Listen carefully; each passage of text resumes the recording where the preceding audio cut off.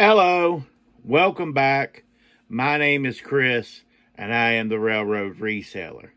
Today, I want to talk about branding yourself, making yourself kind of stick out from the crowd. That, say, when sales are slow and stuff, that you're able to bring people in from outside of like the website, outside of eBay. Just people buying stuff from you. They like what you have, they like what you specialize in, that you get returning customers on a basis, maybe a monthly basis.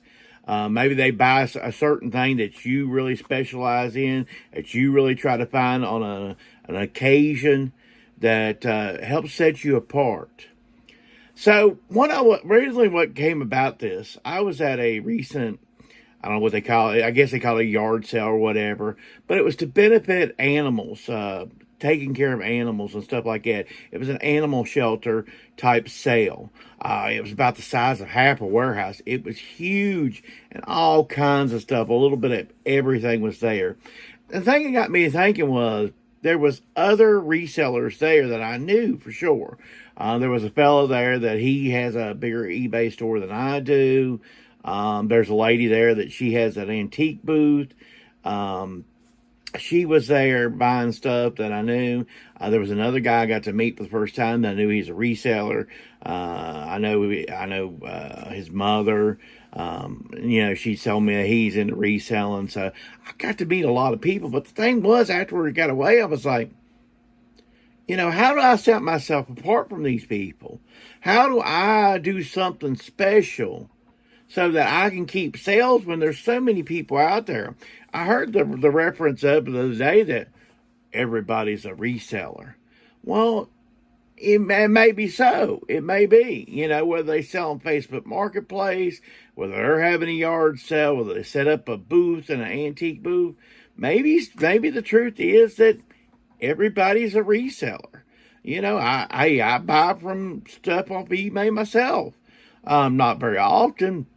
Like I've told y'all before that I'm a coin collector, and I look for stuff. But I want to talk further about what it takes to brand yourself. Okay.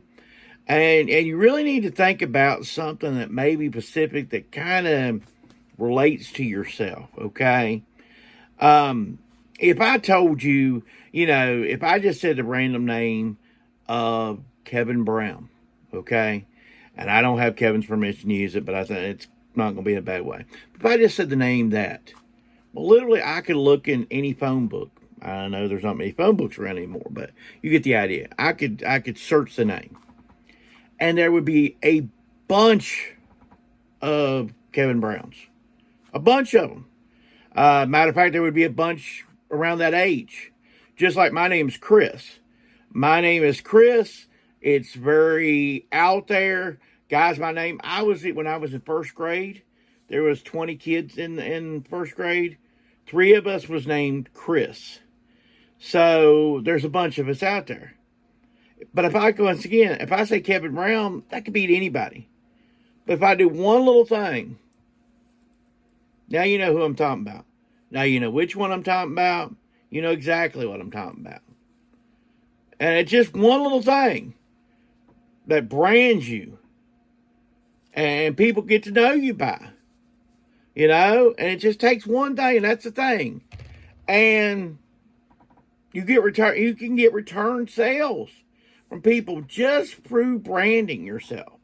Just through what you do, for people, to help people, or whatever it is.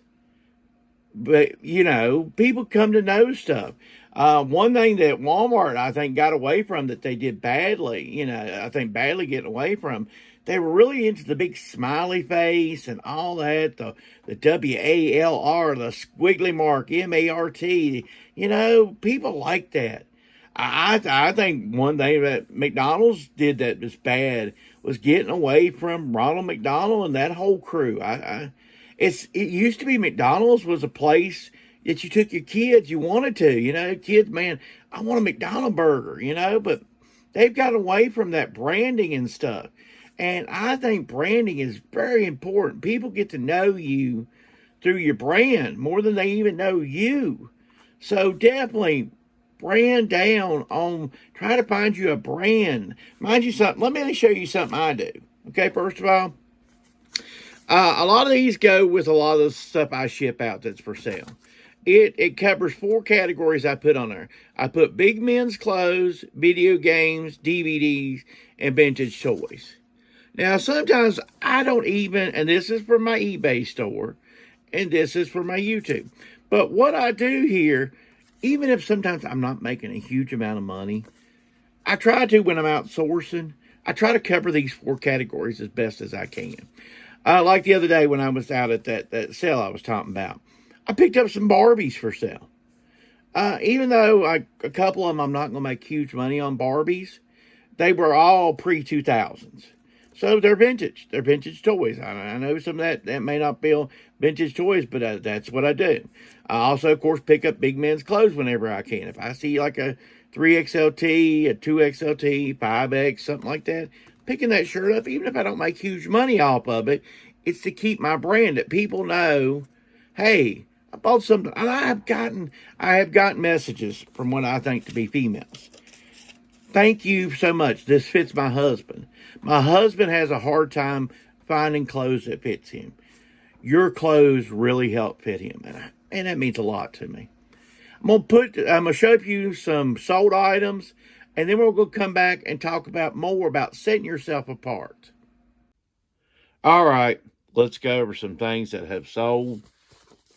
Sold a lot of 3 here of Xbox Star Wars type games, $18 plus shipping on the Star Wars type games. Those games used to bring more, especially Knights of the Old Republic back in the day, but some games go down in value over time. Sold a lot of 3 Teenage Mutant Ninja Turtles, all the 3 original, the early movies of the Turtles. Another $18 plus shipping. Picked this up at a yard sale for 75 cents. Do keep your eyes out for Turtles on VHS. They are pretty plentiful, and they're worth a little something. You've seen the video, I actually showed you where I picked it up, a video where I picked it up. Picked up this Bible, a Life Application Study Bible for $1. $17 plus shipping on the Bible. I bought a box of postcards recently. I just like those for fun. I know they're long tail. Anyway, $4 plus shipping on the postcard. A belt buckle from the Lots of Belt Buckles. $5 plus shipping. The stuff is long tail, but it still keeps on bringing money in, so how can I complain? Sold a Wii Sports here. $17 plus shipping. Well, almost $18 plus shipping. Anyway, with this, what I'm doing here, this is actually not going to, usually most of my Wii Sports goes to like an Amazon seller and stuff instead of the regular people, but since it didn't, I'm throwing my card in on this one, because usually I don't even throw my card in, because it's going to an Amazon seller. They don't really care. They keep on buying from him, but they don't really care. Sold, these hold up your holsters, your belts, and accessories. I don't know, it's something vintage.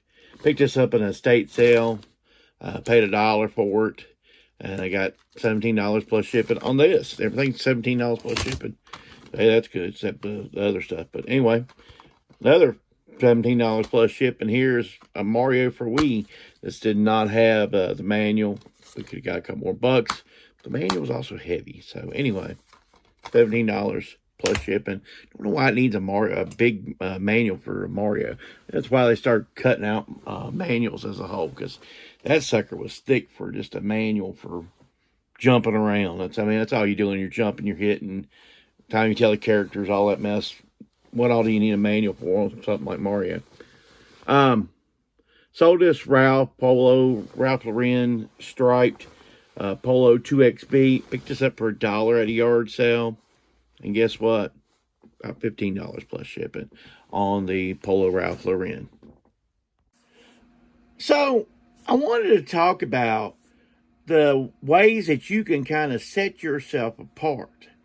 Because you say, Chris, I'm just like every other eBay seller, every other reseller. I just sell a little bit of everything.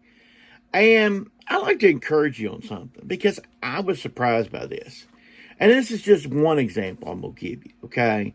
This would be something simple that you could source from home, actually. Okay, so I picked this up at the sale the other day.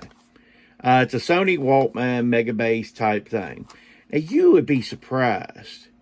The market has really dried up on working Sony Walkman. This one doesn't work, by the way. Now, I can get, still as it sits, $15 plus shipping off of it the way it sits. But, and hopefully that's what we get. These things can go as much as $60 working. So you say, Chris, what can I do to set myself apart? You could fix these things. And say you could fix one of these an hour or two of these an hour. Probably once you got good, I don't see why you couldn't fix two of these an hour. Think about what you're making an hour to fix two of these. Okay? Once you've got the basics down, now the first few would take a while. And that's what it does. I would feel like I don't have the time to learn. But if you got the time to learn, if there's people that can fix jewelry and really small, intricate stuff, this stuff shouldn't be that hard, really. And if you don't like stuff like this, you can fix VCRs, VCR DVD players, some of the Nintendos and stuff. I used to watch a guy years ago that when I was reselling, but I wasn't, on YouTube. I used to watch him fix a Nintendo, a Super Nintendo. It's a little laborious, but man, if you can take a $5 Nintendo and turn it into something, you can get, say, $60, $75, and you did in less than an hour's worth of work, because he would do the work in front of you, and play some music and stuff like that wasn't copyrighted, but he would fix it. And the thing about it is, once you put the new parts in and stuff like that, you don't have to worry about returns and stuff. You get it to going. He almost always got them to going after doing certain things. Yes, what he had to do, he had to learn a little bit of solder and stuff like that. Whereas opposed to this, most likely, the only thing wrong with these is you just need to change the rubber belts that come with them. So, get you a couple rubber belts, try it out, go from there. And I'm just giving you an idea of some of the stuff that you could do. This is a smaller item. You're not big into a bunch of stuff. Even if you had a little tote of these things and you worked on them and stuff, they would be easy to source. You could have these come to your house, And so I'm just giving you that as an idea. If you want to set yourself apart, you could do something like that. Something you can fix. Something that you can set yourself apart on. Something that's easy and cheap to ship. That's just one idea. There's so much more that if you're handy with, I'm sure there's plenty of things that you can fix. And the thing about it is, YouTube's out there. Everybody's made a video about something at some point of how to fix something. And we live in such a disposable society. Man, everybody just wants to throw everything away, no matter what it is. Oh, this is wrong. I'm getting a new one. Oh, this is wrong. I'm going to get another one. We're such a disposable society, and that's wasn't the way it was years ago. I went to church years ago, and we had a guy that, man, an older fella, even for that time, he would repair the furnace. And Lord, I bet you that furnace in that church was 50, 60 years old, but he just kept on repairing on it because he knew how to do it. People knew how to do that stuff. And that type of stuff is at a demand, folks. If you're willing to not be the disposable type, just to clean up stuff, just to fix stuff just a little bit, you can have an advantage over practically everybody. I don't know anybody in the YouTube space right now that I watch that fixes VCRs. I don't. I might be wrong, and if you're out there, please let me know. I hope these ideas have helped you. I hope that you think about what you need to do to help set yourself apart from others in the reselling business. Also, you might want to think about when, like I say, if you know a bunch of resellers are going to be at one sale, you go to another sale. That's something to think about too. Thanks for watching. Have a great week. Take care.